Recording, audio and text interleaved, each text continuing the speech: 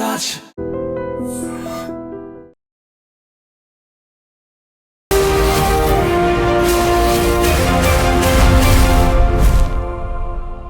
నమస్తే, welcome to I dream social spotlight with కవిత.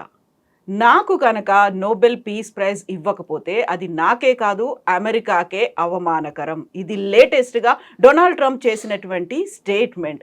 ఇప్పటికే 7 యుద్ధాలని ఆపాను, 8వ యుద్ధాన్ని కూడా ఆపబోతున్నాను. నన్ను మించినటువంటి బెస్ట్ ఐడియల్ కంటెస్టెంట్ కావచ్చు, అభ్యర్థి ఎవరున్నారు అనేటువంటి ధీమా డొనాల్డ్ ట్రంప్లో కనిపిస్తోంది. అక్టోబర్ 10న ఏం జరగబోతోంది? నిజంగానే డొనాల్డ్ ట్రంప్ని పీస్ ప్రైజ్ వరిస్తుందా? మనతో పాటుగా ఉన్నారు global economist professor doctor Ravinder Raina గారు. రవీందర్ గారు నమస్కారం అండి. సో మనం గతంలో మాట్లాడుకున్నప్పటికీ ఇప్పటికీ చేంజ్ ఏంటంటే వాయిస్ చాలా పెంచారు డొనాల్డ్ ట్రంప్. అందులోనూ డేట్ మరీ దగ్గర పడుతోంది. హార్డ్లీ ఒక 1 వీక్ కూడా లేదు పీస్ ప్రైజ్ అనౌన్స్ చేయడానికి.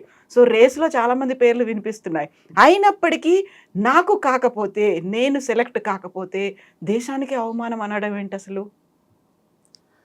అది యాక్చువల్గా కవిత గారు ఈ మధ్యకాలంలో దాదాపు ఆయన సెకండ్ టైం ప్రెసిడెన్సీ తీసుకున్న తర్వాత జనవరి 2025 నుండి గత 9 months నుండి మనం లెక్క పెట్టుకున్నట్టయితే ఆయన వచ్చినప్పటి నుండి, పవర్లోకి వచ్చినప్పటి నుండి ఆ యొక్క అటాచ్మెంటు, ఆ యొక్క ఆబ్జెక్టివ్ అంటే నేను నోబెల్ ప్రైజ్ సాధించి తీరాలి. ఇప్పుడు ఇంకొక 3 years అయితే ఆయన టర్మ్ అయిపోతుంది. ఇంకా మళ్ళీ ప్రెసిడెంట్ కాలేడు ఆయన. ఇప్పుడు ఆయన 2018లో కూడా ఒకసారి ప్రయత్నం చేశాడు. ఆయన పేరును నామినేట్ చేశారు, కానీ ఆయన సక్సెస్గా అంటే ఆయనకు కాకుండా ఇక వేరే వాళ్ళకి వచ్చిందనమాట. సో ఇప్పుడు నేను ఇంత చేస్తున్నాను అసలు యాక్చువల్గా మేక్ అమెరికా గ్రేట్ అగైన్ అని చెప్పి ఇంత చేస్తున్నాను, అమెరికాకి చేస్తున్నాను. ప్రపంచ శాంతి కొరకు నేను బాగా ప్రయత్నం చేసుకుంటూ వస్తున్నాను. ప్రపంచ శాంతి కొరకు ప్రయత్నం చేసినప్పుడు నాకు నోబెల్ ప్రైజ్, ప్రపంచంలో ఉన్నటువంటి నోబెల్ ప్రైజ్లో అసలు జనరల్గా ఉన్నటువంటి అన్ని అవార్డ్స్ ఉన్నాయి. మనకు చాలా చాలా రకరకాల పులిట్జర్ అవార్డు ఉంది, తర్వాత దాదా సాహెబ్ ఫాల్కే అవార్డు ఉంది, రకరకాల అవార్డ్స్, రామన్ మెగసెసే అవార్డు ఉంది. ఇట్లాంటి అవార్డులు అన్నిటికంటే ఎక్కువ వాల్యుయబుల్ అవార్డు ఏంటంటే నోబెల్ ప్రైజ్ అనమాట. ఎందుకు నోబెల్ ప్రైజ్ను అంత ప్రెస్టీజియస్ ప్రైజ్గా మనం భావిస్తున్నామంటే ఆ ప్రైజ్ మనీ కూడా అలా ఉందండి. మీకు చిన్న ఒక బ్యాక్గ్రౌండ్ ఇస్తాను. బ్యాక్గ్రౌండ్ ఏంటంటే ఆల్ఫ్రెడ్ నోబెల్ అనే అతను ఈ 1901 నుండి ఆయన పేరు మీద ఒక ఫౌండేషన్ స్టార్ట్ చేశాడు. దాంట్లో నార్వే కంట్రీ ఓస్లో దాని క్యాపిటల్ సిటీ. దాంట్లో ఈ నార్వేజియన్ కమిటీ ఒకటి ఉంటుంది, నోబెల్ లారియట్ కమిటీ అనేది ఒకటి ఉంటుంది. వాళ్ళు 1901 నుండి చాలా ఫీల్డ్స్కి ఇచ్చుకుంటూ వస్తున్నారు. ఎకనామిక్స్ 1969లో యాడ్ అయింది. అంతకుముందు ఎకనామిక్స్ లేకుండా ఈ పీస్ అండ్ ఇంటర్నేషనల్ అండర్స్టాండింగ్ అనేది ఇప్పుడు దాని కొరకే ట్రంప్ గారు ప్రయత్నం చేస్తున్నారు. అది ఉంది. దాంతోపాటు లిటరేచర్ ఉంది, ఫిజిక్స్, కెమిస్ట్రీ, మెడిసిన్. ఈ 6 ఫీల్డ్స్లో ఎకనామిక్స్ 1969లో యాడ్ అయిందండి. పాల్ శామ్యుల్సన్ అని ఆయన economist, he was the first economist to receive the Nobel prize. So ఇలా జరుపుకుంటూ వస్తుంది. ఇప్పుడు కూడా మా ఎకనామిస్టులు కూడా అది ప్రెస్టీజియస్ ప్రైజ్ అని ఇప్పుడు మన దేశం నుండి అమర్త్య కుమార్ సేన్ గారికి వచ్చింది. 1998లో వచ్చింది. అది ఫస్ట్ ఏషియన్ ఎకనామిస్ట్ అయినే నోబెల్ ప్రైజ్ రావడానికి, ఇండియనే కాకుండా. సో ఇట్లా అంటే ఎకనామిక్స్ వాళ్ళు అది ప్రెస్టీజియస్ ప్రైజ్ అని అనుకుంటాము, లిటరేచర్ వాళ్ళు అనుకుంటారు, తర్వాత పీస్ వాళ్ళు అనుకుంటారు, అందరు అనుకుంటారు అనమాట. సో దానికి ప్రైజ్ మనీ ఎంత ఇస్తారంటే కవిత గారు చాలా తక్కువ అమౌంట్.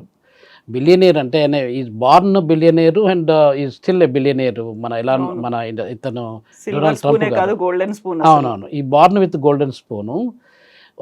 దానికి ఎంత వస్తుందంటే అండి ప్రైజ్ మనీ ఇప్పుడున్న స్వీడిష్ క్రోనాట్లో దాదాపు ఇప్పుడు 10 to 11 మిలియన్ దాన్ని నార్వేజియన్ కరెన్సీ ఇస్తారండి.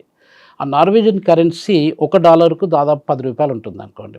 వాళ్ళ కరెన్సీ, మన ఇండియన్ కరెన్సీలో కాదు, వాళ్ళ కరెన్సీలో. అంటే నార్వేజియన్ కరెన్సీలో ఇప్పుడు డాలర్ ఒకటి ఉందనుకోండి, $100 ఉందనుకోండి, అక్కడ వాళ్ళకు 1000 అవుతుంది అనమాట. అంటే 1:10 రేషియోలో ఉంటుందండి దాని కరెంట్ వాల్యూ. అది ఆ కరెంట్ వాల్యూలో మనము మొత్తం మన భారతదేశంలో ఉన్న రూపీస్ కన్వర్ట్ చేసినట్టయితే అరౌండ్ 9 కోట్లు 10 కోట్లు ఉంటుందండి. 9 కోట్లు 10 కోట్లు is not a big amount యాక్చువల్గా. అంటే ఒక మిలియనీర్, ఇప్పుడు మన దగ్గర మిలియనీర్స్ తీసుకుంటే కవిత గారు, ప్రపంచంలో మిలియనీర్స్ మన దగ్గర దాదాపు 1 మిలియన్ పీపుల్ ఉన్నారండి మిలియనీర్స్. ఎంత వాళ్ళ యొక్క అసెట్స్, వాళ్ళ ప్రాపర్టీస్ ఆల్మోస్ట్ అబౌట్ 9 కోట్ల రూపాయల నుండి 10 కోట్ల రూపాయలు వాళ్ళ దగ్గర ఉన్నట్టయితే they are part of millionaires ఇండియాలో. మన దగ్గర 146 బిలియన్ 146 కోట్ల జనాభా ఉంటే దానిలో మిలియన్ పీపుల్ మాత్రమే రిచ్ పీపుల్ అన్నమాట. మిగతా వాళ్ళందరూ సామాన్యులే. ఆ మిలియన్ పీపుల్ యొక్క యార్డిస్టిక్ ఏంటి అంటే మనకు 9 కోట్ల రూపాయలు. ఈ 9 కోట్ల రూపాయలలో ఇప్పుడు ఒకవేళ నోబెల్ ప్రైజ్ వచ్చింది అనుకోండి, అది మనము ఆ మిలియనర్లలో కావడానికి ఆస్కారం ఉంటుందన్నమాట. సో 9 కోట్లు అనేది ట్రంప్ గారికి నథింగ్. ఎందుకంటే ఈజ్ బిలియనేరు, ఈజ్ బార్న్ అయితే బిజినెస్ మ్యాన్ ఫ్యామిలీలో పుట్టాడు, అతను పెరిగాడు, ఆయనకు కష్టము ఇదంటే పెద్దగా ఏం తెలియదు అసలు యాక్చువల్గా, బికాజ్ ఈ was a rich man. So అక్కడ అమౌంట్ కాదండి, ఆ అమౌంట్ కంటే ఇప్పుడు దాదాపు మీరు మొత్తం కన్వర్ట్ చేసినట్టయితే అసలు నార్వేజియన్ కరెన్సీని మనం కన్వర్ట్ చేసినట్టయితే అరౌండ్ 1.2 నుండి 1.3 డిపెండ్స్ అపాన్ ఎక్స్చేంజ్ రేట్ అనమాట. ఆ $1.3 మిలియన్ మాత్రమే వస్తుందన్నమాట.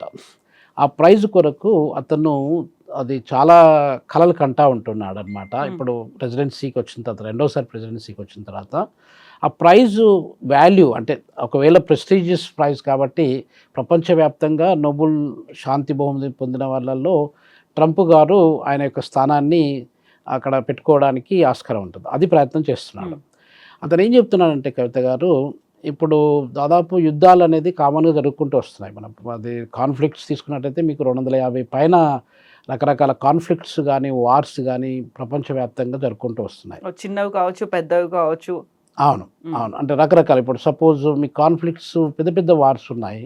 ఇథియోపియా ఎరిట్రియాకు, నేను అక్కడ ఎరిట్రియాలో పనిచేసినప్పుడు ఇథియోపియా ఎరిట్రియాకు యుద్ధం జరిగింది. 2.5 సంవత్సరాల పాటు యుద్ధం జరిగినప్పుడు నేను అక్కడే ఉన్నాను అసలు యాక్చువల్గా.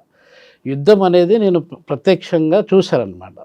అంటే మన ఇథియోపియన్ ఫ్లైట్స్ వచ్చి ఎలా బాంబులు వేసాయి అస్మారాలో, ఐ వాజ్ దేర్. అంటే 6th May 1998లో యుద్ధం స్టార్ట్ అయినప్పుడు ఇథియోపియన్ ఫైటర్ జెట్స్ వచ్చి బాంబులు వేయడానికి అస్మారా ఎయిర్పోర్ట్ను, అస్మారా డిఫెన్స్ దాన్ని ధ్వంసం చేయడానికి ప్రయత్నం చేసినప్పుడు I have seen with my eyes అండి. సో అట్లాంటి యుద్ధ వాతావరణంలో నేను పనిచేసాను, 2.5 సంవత్సరాలు పనిచేస్తాను నేను. అయితే ఆ యుద్ధాలు అనేది జరుపుకుంటూ వస్తున్నాయి. ఎప్పటి నుండి అసలు మానవ జాతి పుట్టినప్పటి నుండి యుద్ధాలు ఏదో రకంగా జరుపుకుంటూ వస్తున్నాయి. మన దగ్గర డైనాసిటీలు తీసుకున్నా కూడా మన డైనాసిటీలు కూడా రకరకాల, ఇప్పుడు మొఘల్ డైనాసిటీకి మన రకరకాల రాజులకు యుద్ధం జరిగింది, ఇలానే జరుపుకుంటూ వచ్చాయి.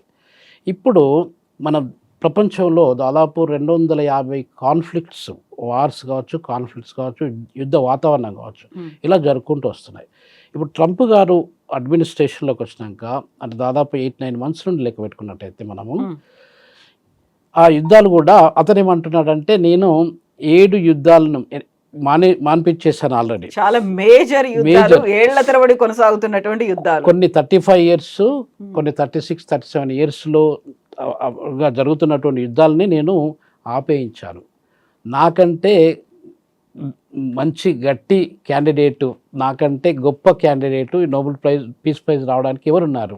Best suitable candidate is Donald Trump అనేది వాదన. ఆయన కాన్ఫిడెన్స్ ఒకటి, ఆయన వాదన ఒకటి, ఆయన ముందు నుండి బిలీవ్ చేసి ప్రతి అడుగడుకు ఎక్కడేం మాట్లాడినా కూడా నాకు నోబెల్ ప్రైజ్ రావాలి అనేది చెప్పుకుంటూ వస్తున్నాడు, బలంగా నమ్ముకుంటూ వస్తున్నాడు.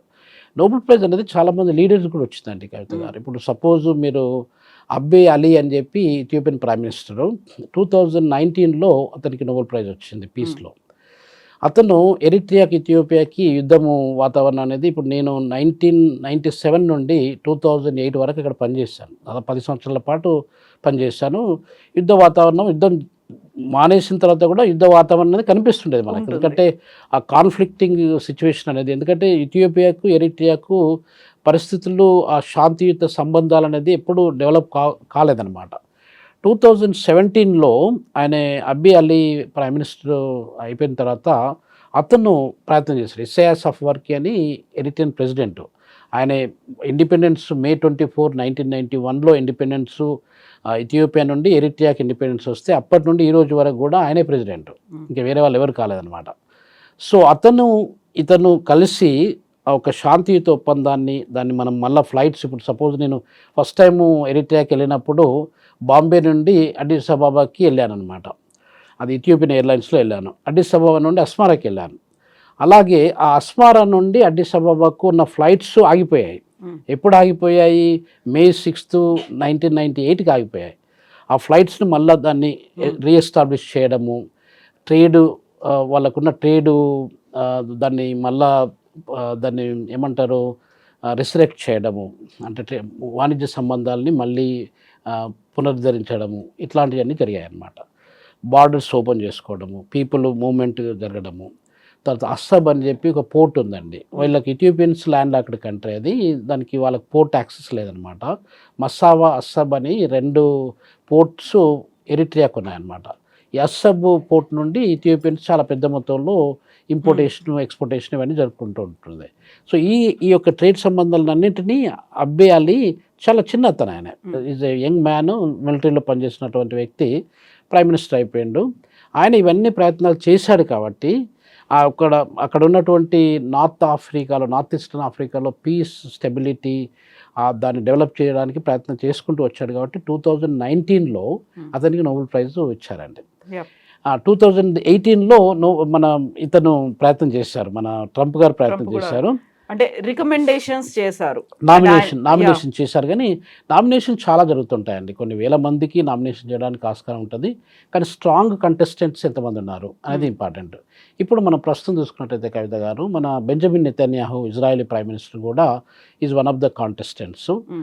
మన Shehbaz Sharif prime minister of Pakistan కూడా he was one of the contestants. ఇందులో ఇంట్రెస్టింగ్ థింగ్ ఏంటంటే షాబాజ్ షరీఫ్ ఏమో ఈయనకి డొనాల్డ్ ట్రంప్ కి ఇవ్వండి అన్నట్టుగా ఒక రికమెండేషన్ కూడా చేశారు, ఈయన పేరును, డొనాల్డ్ ట్రంప్ పేరును ప్రతిపాదించారు. అండ్ బెంజమిన్ నెతన్యాహు అంటే గాజా, పాలస్తీనా వాటి మీద ఇప్పటికీ యుద్ధం ప్రకటిస్తూనే ఉన్నారు కదా, ఆయనకి ఎలా ఇస్తారు అని ఈ 2 టిపికల్ గా ఉండే వాదనలు కూడా ఉన్నాయి. అవునండి, అంటే కంట్రవర్షియల్ అది యాక్చువల్గా, ఒకదానికొకటికి సంబంధం లేకుండా వాళ్ళు they are creating conflict among themselves. ఇప్పుడు ఒకవేళ ఎట్లాంటి నాన్ కంట్రవర్షియల్ క్యాండిడేట్స్ ఉండి చాలా పీసు, స్టెబిలిటీకి, ఇంటర్నేషనల్ అండర్స్టాండింగ్కి, ఇంటర్నేషనల్ కోఆపరేషన్కి, ఇంటర్నేషనల్ సాలిడారిటీకి ప్రయత్నం చేసిన వాళ్ళకి ఇచ్చినట్టయితే దానిలో మీనింగ్ ఉంటుందండి.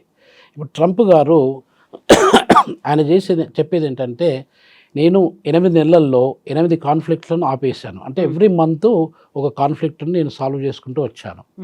కాబట్టి నాకంటే స్ట్రాంగ్ క్యాండిడేట్ ఎవరు లేరు. ఇంతవరకు ఇచ్చిన నోబెల్ ప్రైజెస్ అందరితో చూసుకున్నట్టయితే ఐఎమ్ ద బెస్ట్ క్యాండిడేట్ అనేది ఆయన యొక్క ఆర్గ్యుమెంట్, ఆయన యొక్క బిలీఫ్ అనమాట. ఇప్పుడు ఇంకొక పాయింట్ ఏం చెప్తున్నాడంటే, నేను 7-8 కాన్ఫ్లిక్ట్స్ని సాల్వ్ చేసా కాబట్టి నాకు 7-8 టైమ్స్ ఆ పీస్ ప్రైజ్ నాకు రావాలి అని చెప్పి అంటున్నాడు. సో ఇప్పటి నుంచి కౌంట్ చేసుకుంటే ఎవ్రీ ఇయర్ చనిపోయారు, అంటే ఆయన చనిపోయే వరకు కాదు, దాదాపు ఇప్పుడు ట్రంప్ గారు దాదాపు 80 ఏళ్ళకి దగ్గరికి వస్తున్నారండి, 79-80 మధ్యలో ఉన్నారు అతను. ఆ 80 years అంటే ఇంకొక 3 yearsలో ఆయన ప్రెసిడెన్సీ అయిపోతుంది.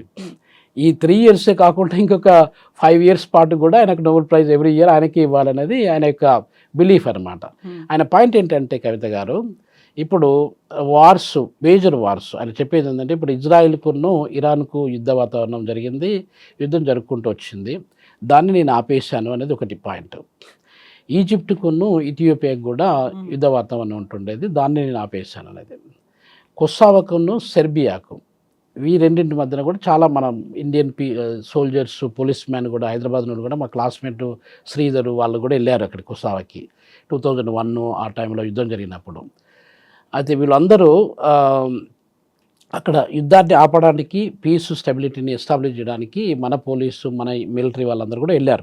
Team member, even United Nations ఉన్మి అని చెప్పి ఒక ప్రోగ్రామ్ ఉంటుందండి. ఇంతకుముందు మీకు చెప్పాను కదా, ఎరిట్రియా, ఇథియోపియాకు యుద్ధం జరిగినప్పుడు ఉన్మి అంటే United nations mission for Eritrea and Ethiopia అని చెప్పి ఒక మిషన్ ఉంటుండేది. దానిలో చాలామంది ఇండియన్ సోల్జర్స్ అక్కడికి వచ్చి ఆ పీస్ ఆపరేషన్స్ అంతే వాళ్ళు చూసుకుంటూ వచ్చారు, మానిటర్ చేసుకుంటూ వచ్చారు. దాంట్లో భాగంగా కొసావాకు, సెర్బియాకు జరిగినటువంటి యుద్ధంలో మన వాళ్ళ పార్టిసిపేషన్ చాలా ఉందండి. సో వీటితో పాటుగా రువాండా, కాంగో కూడా చాలా సంవత్సరాల యుద్ధం జరుగుతుంది. ఇవన్నీ బార్డర్ కంట్రీస్ కాబట్టి రువాండా అనేది చాలా చిన్న కంట్రీ. కాంగో అనేది DRC Congo, democratic republic Congo అనేది చాలా పెద్ద కంట్రీ యాక్చువల్గా. మొత్తం ఆఫ్రికా దేశంలో చూసుకున్నట్టయితే 2వ పెద్ద దేశంగా ఉంటుంది. ఏరియా సైజులో చూసుకున్నట్టయితే మనకంటే కొంచెం దాదాపు 2 million square kilometers ల్యాండ్ ఉంటుంది, పెద్ద రిచ్ కంట్రీ కూడా. వాళ్ళిద్దరికీ యుద్ధం జరుగుతుంది, ఆ యుద్ధాన్ని కూడా నేను ఆపేశాను అని చెప్పి ట్రంప్ గారు చేస్తున్నారు అనమాట. ఇండియా, పాకిస్తాను మధ్యన మనకు అప్పుడు ఆపరేషన్ సింధూర్ జరిగింది కదా ఏప్రిల్ మేలో జరిగినప్పుడు కూడా నేను చేయడం వల్లనే ఇండియా యుద్ధాన్ని ఆపేసింది అని చెప్పి అంటారు, వెనక్కి తగ్గారని చెప్పి అంటారు. మన మోడీ గారు దాన్ని రిఫ్యూజ్ చేశారు, మన ఇండియన్ గవర్నమెంట్ బ్లంట్గా దాన్ని డినై చేసింది అనమాట. సో ఇవి అతను చేసినటువంటి, ఇంకా ఆర్మేనియాకు అజర్బైజాన్ కూడా యుద్ధం జరుగుతుందండి, దాన్ని కూడా నేను ఆపేశాను అనేది ఒక పాయింట్. సో ఇట్లా 7 కంట్రీస్లో ఉన్నటువంటి కాన్ఫ్లిక్ట్స్ని నేను ఆల్రెడీ ఆపేశాను. ఇంకొకటి ఏంటంటే కవిత గారు, ఇప్పుడు గాజాకు మనకు ఇజ్రాయెల్కును పాలస్తీనాకు యుద్ధం అనేది దాదాపు మనకు స్వతంత్రం వచ్చినప్పటి నుండి యుద్ధం జరుపుకుంటూ వస్తుంది. దాదాపు 78-80 సంవత్సరాలు జరుపుకుంటూ వస్తుంది. ఆ యుద్ధాన్ని కూడా నేను ఇప్పుడు పీస్ డీల్ మొన్ననే ఒకరోజు ఈ వీక్ ట్యూస్డే రోజు సైన్ చేశారనమాట. సైన్ చేసినప్పుడు ఒకవేళ హమాస్ వాళ్ళు ఆ పీస్ డీల్ను ఒప్పుకున్నట్టయితే అది కూడా 8th కాన్ఫ్లిక్ట్ను నేను రిజాల్వ్ చేశాను. కాబట్టి ఇజ్రాయిల్కును పాలస్తీనాకు ఆన్గోయింగ్ వారు చాలా సంవత్సరాల నుండి కొన్ని దశాబ్దాల జరుగుతున్నటువంటి యుద్ధాన్ని నేను ఆపేశాను. కాబట్టి నాకంటే ఎవరున్నారు క్యాండిడేట్స్ ఆయన యొక్క వాదన అండి. సో కాబట్టి నోబెల్ ప్రైజ్ మరి ఆయనకు నోబెల్ కమిటీ ఉంటుంది, కమిటీ వాళ్ళు ఇండిపెండెంట్గా డెసిషన్ తీసుకుంటారు. వాళ్ళ కాంట్రిబ్యూషన్స్ ఏమున్నాయి, కాంట్రవర్సీస్ ఏమున్నాయి అన్ని రకాలుగా చూసుకొని వాళ్ళు అప్పుడు నోబెల్ ప్రైజ్ ఇవ్వడానికి ఆస్కారం ఉంటుంది. 10th of October అనేది ఎంతో దూరం లేదండి, జస్ట్ 1 week ఫ్రమ్ టుడే. మనకు 10th 11th నైట్ మధ్యన వాళ్ళు అనౌన్స్ చేస్తారు. సో అది ఆ పరిస్థితిలో ఉందన్నమాట ప్రస్తుతం. సో ఇప్పటిదాకా గత 50 ఏళ్లలో నోబెల్ పీస్ ప్రైజ్ అనేది ఎవరికి ఇవ్వబోతున్నారు అనేది ఒక ప్రాబబుల్స్ లిస్టో స్పెక్యులేషన్స్ కూడా ఇంతలా వినిపించలేదు. ఈసారి వినిపించినంతగా సెల్ఫ్ నామినేషన్ చేసుకోవడానికి లేదు, ఇంకొకరితో రికమెండ్ అనేది చేయించుకోవచ్చు. అయినప్పటికీ కూడా డొనాల్డ్ ట్రంప్ చాలా ఈగర్గా వెయిట్ చేస్తున్నారు. And award goes to Donald Trump అనేటువంటి ఒక అనౌన్స్మెంట్ రావాలి అనేది నిజంగా ఎప్పుడూ లేనటువంటి పరిస్థితి. ఇప్పుడు నౌ ఆర్ నెవర్ అనే కండిషన్లో ఉందా? ఇప్పుడు కాకపోతే భవిష్యత్తులో అయినా రావచ్చు కదా, ఒకవేళ నిజంగానే అంత సిన్సియర్ ఎఫర్ట్స్ పెట్టుంటే, సీరియస్ ప్రయత్నాలు కనుక యుద్ధాలని ఆపడానికి చూస్తే ఈ 4 ఏళ్లలో ఫస్ట్ ఇయర్ ఎందుకని ఇంత తొందరపడుతున్నారు ఆయన? కవిత గారు ఎలా ఉంటుందంటే, నోబెల్ ప్రైజ్ అనేది పోస్ట్మస్లీ చనిపోయిన తర్వాత ఇచ్చినట్టు నాకైతే గుర్తులేదు. అది ఇవ్వరు అనుకుంటా అసలు యాక్చువల్గా. ఇప్పుడు మన దగ్గర భారత రత్నాను చనిపోయిన తర్వాత మన పివి నరసింహారావు గారికి ఇచ్చారు, చాలామంది చనిపోయిన వాళ్ళకు కూడా ఇచ్చారు మరణానంతరము. కానీ నోబెల్ ప్రైజ్ కాలేదు లేదండి. సో బతికున్నప్పుడు మాత్రమే నోబెల్ ప్రైజ్ వస్తే వచ్చినట్టు, లేకపోతే అంతే సంగతులు అనమాట. ఎందుకు ఆయనకి ఏమైనా కొంచెం హెల్త్ ఇష్యూస్ అనేది గతంలో వినిపించింది, ఆయనకి ఒంటి మీద ఏదో వచ్చాయి అనేది, ఆ వాపులు ఉన్నాయి ఇలాంటివన్నీ వాచిపోయినట్టు కనిపించింది అనేది, ఆ తర్వాత హెల్త్కి సంబంధించి సడన్గా ఏమైనా అవుతే నేనున్నాను, I will take over this అని జేడీ వాన్స్ చేసినటువంటి అనౌన్స్మెంట్లు ఇవన్నీ చూసిన తర్వాత ఈజ్ హీ నాట్ వెల్ అనేటువంటి ఒక డౌట్ ఎందుకు వస్తుంది ఇప్పుడు? చూడండి కవిత గారు, మన దగ్గర ఇప్పుడు ప్రపంచంలో జనాభాను తీసుకున్నట్టయితే 8.2 బిలియన్ వరకు మన దగ్గర జనాభా ఉన్నారండి. ఆ జనాభా మొత్తం మీద 65 సంవత్సరాల పైన బతికిన వాళ్ళ సంఖ్య 8% మాత్రమే ఉంది. అంటే 65 సంవత్సరాలు దాటిన డొనాల్డ్ ట్రంప్ గారు 65 సంవత్సరాలు దాటి చాలా సంవత్సరాలు అవుతుంది. సో 65 సంవత్సరాల తర్వాత anything may happen to anybody అండి. ఆయన యొక్క అంటే హెల్త్ ఇష్యూస్ ఇప్పుడు ఉన్న ఈ టెన్షన్స్, మన టారిఫ్ వార్ కావచ్చు, కాన్ఫ్లిక్ట్స్ కావచ్చు, అమెరికాని ఎట్లా మనం డెవలప్ చేయాలనే ఆలోచన, ఆతృత కావచ్చు, ఇవన్నీ కూడా డొనాల్డ్ ట్రంప్ మీద ప్రెషర్ పడుతుంది. ఆ ఏజ్లో 80 సంవత్సరాల వయసులో ఉన్నటువంటి వ్యక్తి అన్ని ప్రెషర్స్ తట్టుకోవడం అనేది అంత మామూలు విషయం కాదండి. జో బైడెన్ కూడా ఆ ఏజ్లో అలా ప్రెసిడెంట్గా పనిచేశారు ఇంతకంటే ముందు లాస్ట్ ఇయర్. సో ఈ ప్రెషర్స్ అనేది ఉంటుంది. ఆ ప్రెషర్స్ ఉన్నప్పుడు ఏమవుతుందంటే మన హెల్త్ కూడా, మన బాడీ కూడా అలా రియాక్ట్ అయిపోతుంది. సో దాంట్లో భాగంగానే ఈ మధ్య కాలంలో మనము వార్తల్లో చూసాము, టీవీలో చూసాము, డొనాల్డ్ ట్రంప్ గారి యొక్క ఆరోగ్యం బాగాలేదు.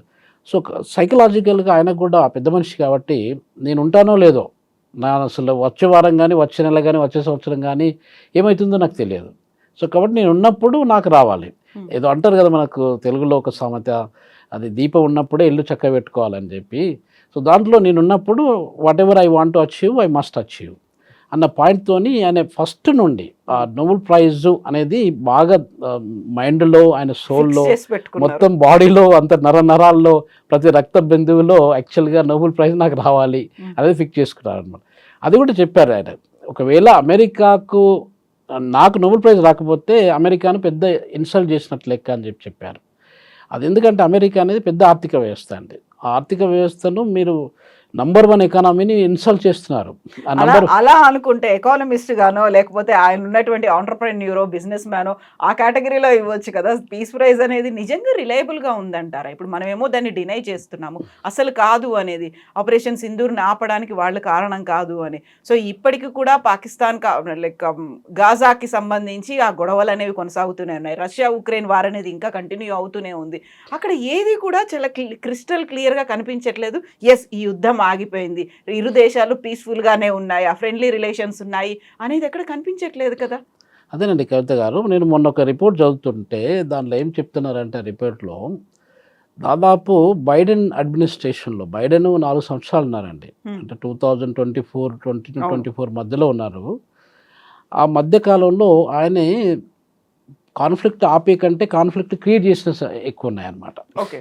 హ్మ్. సో, దానిలో 518 కాన్ఫ్లిక్ట్స్ ఆల్మోస్ట్ బైడెన్ క్రియేట్ చేస్తే, ఈ దాదాపు ఒక 6, 7 మంత్స్ లోపల మన డొనాల్డ్ ట్రంప్ గారు ఆల్మోస్ట్ 538 కాన్ఫ్లిక్ట్స్‌ను ఆయన అగ్నికి ఆజ్యం పోసినట్టుగా క్రియేట్ చేశారనమాట. సో, కాన్‌ఫ్లిక్ట్స్ అంటే ఇప్పుడు మనకు పెంచినటువంటి టారిఫ్‌లు కావచ్చు, ఎకనామిక్, సోషల్ సాంక్షన్స్. రకరకాల కాన్ఫ్లిక్ట్స్ అండి. రకరకాల ప్రాబ్లమ్స్ క్రియేషన్ అనమాట. ఓకే.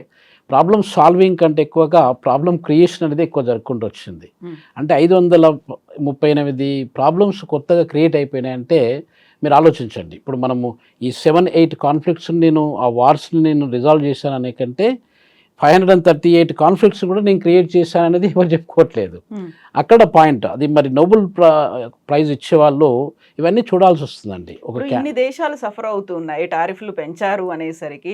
సో, ఆ ఇంపాక్ట్ అనేది ఆబ్వియస్‌గా ఉంటుంది. అక్కడ ఉన్నటువంటి అమెరికన్ ఎకానమీ మీద కూడా ఇంపాక్ట్ పడింది. అక్కడ ఉన్నటువంటి ఎంప్లాయ్‌మెంట్ కూడా పడిపోయింది అనుకున్నప్పుడు అవన్నీ కన్సిడర్ చేస్తారా? పీస్ ప్రైజ్ అనగానే శాంతికి ఇచ్చేటువంటి నిర్వచనం అనేది ఎలా ఉంటుందంటారు? శాంతి నిర్వచనం అంటే ఇప్పుడు పీస్ స్టెబిలిటీ అనేది సరే ఆయన యుద్ధాలను ఆపేశాడు. ఆ యుద్ధాలను ఇప్పుడు చాలామంది మిలియన్స్ ఆఫ్ సోల్జర్స్ చనిపోయారండి. ఇప్పుడు ఎరిట్రియా, ఇథియోపియా అని యుద్ధం అవును. చెప్పాను కదా! దానిలో కూడా కొన్ని లక్షలాది మంది నా స్టూడెంట్స్ కూడా చాలామంది చనిపోయారు దానిలో. సో, నాకు తెలిసిన వాళ్ళు కూడా చాలామంది చనిపోయారు యుద్ధంలో. సో, అలా చనిపోయినప్పుడు ఈ యుద్ధం వల్ల ఏం సాధించారు? ఇథియోపియా ఏం హ్మ్. సాధించలేదు. ఎరిట్రియా కూడా ఏం సాధించలేదు. ఆ 2 కూడా పేద దేశాలండి. ఆ పేద దేశాలు almost millions and millions of dollars అంటే స్పెండ్ చేశారు. దాదాపు ఒక 3 సంవత్సరాల పాటుగా చూస్తే బిలియన్స్ ఆఫ్ డాలర్స్ దాని మీద స్పెండ్ చేశారండి. వాళ్ళకొచ్చిన రకరకాల ఎయిడ్ ప్యాకేజెస్ అన్నిటిని కూడా దాన్ని డైవర్ట్ చేశారు. ఇప్పుడు మనం పీస్ నిర్వచనంలో చూసుకున్నట్టయితే కవిత గారు, శాంతి అనేది మనం ఆత్మశాంతి ఎలా ఉందో, మనం ఎంత పీస్‌ఫుల్ పీపుల్‌మో, మన యొక్క ఎన్విరాన్మెంట్‌ని గానీ, మనము నివసించేటువంటి ప్రజలు, మన నైబర్స్ కావచ్చు వాళ్ళు, మన కుటుంబం కావచ్చు, మనకు తెలిసిన వాళ్ళు కావచ్చు, ఎక్కడెళ్ళినా కూడా పీసు, సాలిడారిటీ, ఆ యొక్క అండర్‌స్టాండింగు, లవ్వు, కేరు, రెస్పెక్టు ఇవి కంపల్సరీ ఉండాలండి. మనందరం ప్రపంచంలో ఉన్నటువంటి ఈ 8.2 బిలియన్ పీపుల్ కూడా పర్మనెంట్‌గా ఎవరు ఉండరండి ఇక్కడ. మనందరం కూడా మనకంటే ముందు 108 బిలియన్ పీపుల్ ఇక్కడ పుట్టి చనిపోయారు ఈ హ్మ్. ప్రపంచ భూభాగంలో. మనం కూడా ఇంకొక వచ్చే దాదాపు ఒక 100 సంవత్సరాలలో ఇప్పుడున్న వాళ్ళు అందరూ కూడా చనిపోతారు. ఎవరు చిన్నపిల్లలు కావచ్చు, పెద్దవాళ్ళు కావచ్చు, ముసలివాళ్ళు కావచ్చు, అందరూ చనిపోతారు. అది తెలిసినంక ఈ యుద్ధాలు చేయడం ఎందుకు అసలు? హ్మ్. మనం ఉన్నంత మందిలో ఇప్పుడు మనము ఒకటి సత్యమేవ జయతే అని చెప్పి హ్మ్. నమ్ముతాము. వసుదైక కుటుంబకం అని కూడా నమ్ముతామండి. అంటే ప్రపంచంలో ఉన్నటువంటి మానవాళి హ్యూమన్ బీయింగ్స్ ఎవరైతే ఉన్నారో ఆ అందరం కూడా మనము ఒక బ్రదర్స్ అండ్ సిస్టర్స్ లాంటి వాళ్ళం. మనకేదో రకమైన కనెక్షన్ ఉంటుంది. హిస్టారికల్‌గా మనం చూసుకుంటే millions of years back human evolution హిస్టరీని తీసుకున్నట్టయితే మనకు ఒకరికొకరికి డీఎన్ఏ సంబంధాలనేది ఉంటదండి. అలా ఉన్నప్పుడు మనం అందరం ఒకటే అని మనం అందరం ఒక కుటుంబము హ్మ్. అన్నప్పుడు ఇది ఎందుకు జరగాలి అసలు? యుద్ధాలు ఎందుకు జరగాలి? యుద్ధాల వల్ల మనం ఏం సాధించాం? సో, కాబట్టి శాంతి అనేది మనం ఆ రకంగా చూడాలండి. హ్మ్. శాంతి అనేది మీకు నాకు ఎట్లాంటి కాన్ఫ్లిక్ట్ లేకుండా మిమ్మల్ని చూసినప్పుడు నాకు ఆ రెస్పెక్ట్, ఆ కేర్ అనేది ఉండాలి. ఒకరికొకరు సాక్రిఫైస్ అనేది కూడా ఉండాలి. ఆక్రమించుకోవాలి అనే ఆలోచన ఆలోచన లేకుండా, ఉండకూడదు. యుద్ధకాంక్ష లేకుండా. యుద్ధ ఆకాంక్ష గానీ, లేకపోతే పవర్ మాంగరింగ్ గానీ యాహ్! ఇవన్నీ ఉండకూడదు. ఇవన్నీ ఉన్నప్పుడు మనకు అసలు ఇంకా యుద్ధాన్ని మనము అగ్నికి ఆజ్యం పోసినట్టుగా యుద్ధాన్ని మనం ప్రేరేపణ చేసినట్టే అవుతుందిగా తప్ప యుద్ధాన్ని తగ్గించేది ఏం లేదు కదండీ. యెస్. సో, కాబట్టి ఆ పీస్ అనేది చాలా చాలా ఇంపార్టెంట్ అండి మనకి ప్రపంచంలో. మన ప్రపంచంలో ఉన్నటువంటి లీడర్స్ అందరూ దాదాపు 200 మంది లీడర్స్ ఉన్నారు. వీళ్ళందరూ కూడా ఆ పీస్ గురించి ఆలోచించి అందరికీ మనము వేరే కాన్ఫ్లిక్ట్స్ మనకొద్దు కాన్ఫ్లిక్ట్స్ ఉన్నట్టయితే టేబుల్స్ మీద కూర్చొని మనం శాంతియుత చర్చల ద్వారా ఆ ప్రాబ్లమ్స్ మనం సాల్వ్ చేసుకోవాలి. ఇప్పుడు మనకు సైన్స్ టెక్నాలజీ ఎన్నో రకాలుగా వచ్చాయి. వచ్చిన వాటిని అవి యూజ్ చేసుకొని మనం ఎట్లా సెటిల్ చేసుకుంటే బాగుంటుంది, పర్మనెంట్ సొల్యూషన్ ఎట్లా పెట్టుకుంటే బాగుంటుంది, అదే ఆలోచించాలి. కానీ ఉన్న వాటిని ఇంకా లేని ప్రాబ్లమ్స్ని కొత్త క్రియేట్ చేసుకుంటూ వెళ్తే ఇంకా అసలు సామాన్యులేనండి. ఇప్పుడు సఫర్ అయ్యేది సామాన్యులే సఫర్ అవుతారు. సోల్జర్స్, అమాయకమైనటువంటి సోల్జర్స్ సఫర్ అవుతారు, అమాయక ప్రజలు కూడా సఫర్ అవుతారు. ట్యాక్స్ పేయర్స్, మన అందరం ట్యాక్స్ పేయర్స్ కాబట్టి మనం బడ్జెట్ అంతా అటే పెట్టాల్సి వస్తుంది. అంతే కదా. మేజర్ పోర్షన్ ఆఫ్ ద ఇప్పుడు బడ్జెటరీ రిసోర్సెస్ మనం కూడా ఇండియాలో కూడా around 18% of the budgetary resources మనము డిఫెన్స్ మీద పెడుతున్నామంటే అదంతా వేస్ట్ఫుల్ ఎక్స్పెండిచర్ కిందకి వస్తుందండి. ఒకవేళ అదే మనం శాంతి, మన పరిరక్షణ ఇవి ఉన్నట్టయితే మనకి అంత అమౌంట్ అక్కడ పెట్టకుండా ఫోకస్ దాని మీద వేరే ఇప్పుడు ఇన్ఫ్రాస్ట్రక్చర్ డెవలప్మెంట్ కావచ్చు, లేకపోతే అన్ఎంప్లాయ్మెంట్ రిడక్షన్ కావచ్చు, పావర్టీ రిడక్షన్ కావచ్చు, అట్లాంటి ప్రోగ్రామ్స్ మీద మనం లక్షలాది కోట్ల రూపాయలు దాని మీద స్పెండ్ చేస్తున్నామండి. మనం రకరకాల ప్లేన్స్ని కొనుక్కొచ్చి ఇవి ట్యాంక్స్ని ప్రొడ్యూస్ చేసి ఇవంతా చేయాల్సిన అవసరం లేదు కదా మనం శాంతి ఉన్నట్టయితే. సో కాబట్టి శాంతి అనేది ఆ రకంగా చూడాలండి. ఆ శాంతి నిర్వచనం అనేది ఇప్పుడు ట్రంప్ గారు ఏం చేశారు, ఆయన చెప్పేది ఏంటంటే 8 పాయింట్స్, ఆయన పాజిటివ్ పాయింట్స్ చెప్పుకుంటున్నాడు. నెగిటివ్ పాయింట్స్ ఏం చేశాను నేను వచ్చినప్పుడు అవి కనిపించట్లేదు అనమాట.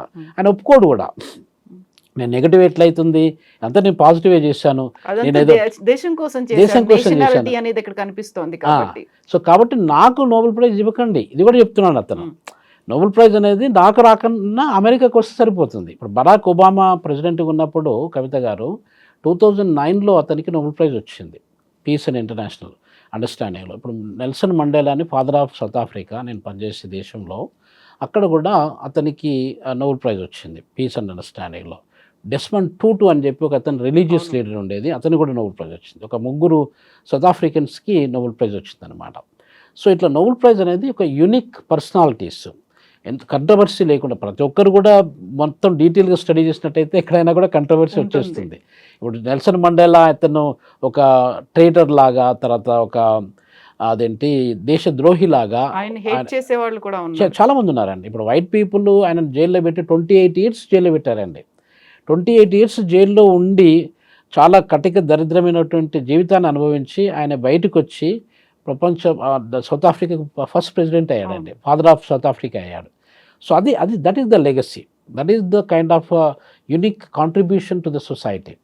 సో ఆ పీస్ అండ్ అండర్స్టాండింగ్ ఆయనను ఎవరైతే హింసించారో, ఎవరైతే తెల్లవాళ్ళు ఎవరైతే హింసించారో, ఆ హింసించిన వాళ్ళను కూడా ఆయన వాళ్ళని ఎక్స్క్యూట్ చేసి వాళ్ళని, మన అందరం కూడా ఒకటే, మన అందరం సౌత్ ఆఫ్రికన్స్, మన రిలీజన్ ద్వారా కానీ లేకపోతే కలర్ ద్వారా కానీ ఎథనిసిటీ ద్వారా కానీ మనము డివైడ్ చేసుకోకూడదు.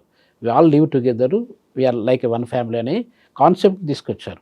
ఆయన కూడా మన మహాత్మా గాంధీ సిద్ధాంతాలను బాగా నమ్మాడండి. అది. సో ఇప్పుడు October 10th ఏం జరగబోతుందని మీరు అనుకుంటున్నారు? నిజంగా డొనాల్డ్ ట్రంప్ పేరు ఇలా పాపప్ అయి పైకి వచ్చి ఆయన పేరు అనౌన్స్ చేస్తారా? అంటే యాజ్ అన్ ఇండివిజువల్ అండి, యాజ్ అ జనరల్గా నేను ఎక్కువ విషయాల్ని, ప్రపంచంలో జరిగే విషయాల్ని చాలా క్లోజ్గా స్టడీ చేస్తూ ఉంటాను. నాకు తెలిసినంత వరకు ట్రంప్కు నోబెల్ ప్రైజ్ రాదండి.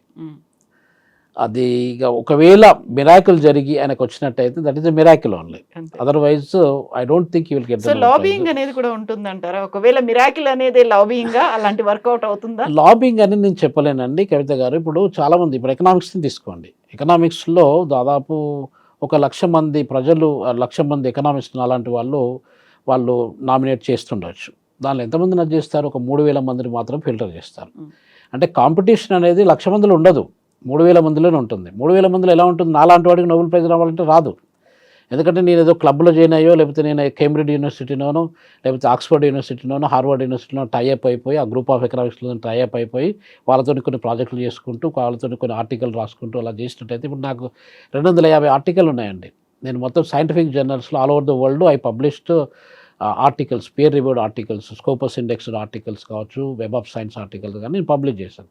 నోబెల్ ప్రైజ్ ఎకనామిక్స్లో రావడానికి ఎన్ని ఆర్టికల్ కావాలి మీకు? 5 ఆర్టికల్ సరిపోతాయి, 250 అక్కర్లేదు. ఇప్పుడు నేను ఒకవేళ నాకు నోబెల్ ప్రైజ్ రావాలంటే రాదు, ఎందుకంటే మొన్న మన అభిజిత్ బెనర్జీకి వచ్చింది నోబెల్ ప్రైజు. అంటే there should be some kind of association అనమాట. అసోసియేషన్లో నామినేట్ చేసేవాళ్ళు, తర్వాత సపోర్ట్ చేసేవాళ్ళు, మీకు రికమెండేషన్ లెటర్స్ పంపించేవాళ్ళు, వీళ్ళందరూ కూడా ఒక group of people they must support you from the beginning till hold అనేది ఉంటుంది. అదే ఇప్పుడు మనకు పిఎన్ భగవతి అని చెప్పి ఒక గ్రేట్ ఎకనామిస్ట్ అన్నాడు. ఆయన ట్రేడ్ ఎకనామిక్స్లో ఆయన చాలా పాపులర్ హీరో అనమాట. చాలా ఆయన రీసెర్చ్ కానీ తర్వాత ఆయన బుక్స్ కానీ ఆయన రాసినటువంటి సైంటిఫిక్ ఎస్సేస్ కానీ చాలా యూస్ఫుల్ ఎస్సేస్ అండి. ట్రేడ్లో ఒక రెవల్యూషనరీ చేంజెస్ తీసుకురావడానికి ఆయన ప్రయత్నం చేశారు పిఎన్ భగవతి. పిఎన్ భగవతి పేరు నేను దాదాపు ఒక 20 years నుండి వింటున్నాను. ఆయనకు నోబెల్ ప్రైజ్ వస్తుందని చెప్పి ఇంతవరకు రాలేదు. సో ఇవన్నీ ఎందుకు జరుగుతాయంటే మన ఎకనామిస్టులు, ఇండియన్ ఎకనామిస్టులు కూడా చాలామంది పాపులర్ ఎకనామిస్టులు, పవర్ఫుల్ ఎకనామిస్టులు ఉన్నారు, చాలా టాలెంటెడ్ ఎకనామిస్టులు ఉన్నారు. వాళ్ళందరినీ ఎవరిని పక్కకు పెట్టేసి ఏదో అమెరికాలో పనిచేసే, ఇప్పుడు నేను ఒకవేళ నేను స్టాన్ఫర్డ్ యూనివర్సిటీలోనో లేకపోతే యాల్ యూనివర్సిటీలోనో ఎక్కడైనా పనిచేస్తాను అనుకోండి, నాకు నోబెల్ ప్రైజ్ రావడానికి ఛాన్సెస్ ఎక్కువ ఉంటాయండి. నేను ఎన్ని వ్యాసాలు రాశాను, ఎన్ని పబ్లిష్ చేశాను అది ముఖ్యం కాదు, ఎంతమందితో నేను స్ట్రాంగ్ అసోసియేషన్తో ఉన్నాను. ఆ 3000 మందిలో మీకు ముగ్గురిని సెలెక్ట్ చేయొచ్చు, ముగ్గురికి share, okay Nobel prize share అని చెప్పవచ్చు, ఇద్దరిని సెలెక్ట్ చేయొచ్చు, ఒకరిని కూడా సెలెక్ట్ చేయొచ్చు. సో ఇలా జరుపుకుంటూ వస్తాయండి నోబెల్ ప్రైజెస్ అనేది. అది మీరు అన్నట్టు లాబీ అని నేను చెప్పే కంటే ఇట్స్ ఎ కైండ్ ఆఫ్ అది నోబెల్ ప్రైజ్ అంటే నాకు రెస్పెక్ట్ కూడా. సో కాబట్టి నేను లాబీ ఇదని చెప్పే కంటే కాంపిటీషను తర్వాత అసోసియేషను అవన్నీ కూడా సిస్టమేటిక్ ఆర్డర్లో మనం చేసుకున్నట్టయితే రావడానికి ఛాన్సెస్ ఎక్కువ ఉంటాయండి. ఎస్ అండి. Thank you so much Ravindra గారు. Thank you. నమస్తే అండి కవిత గారు. Thank you.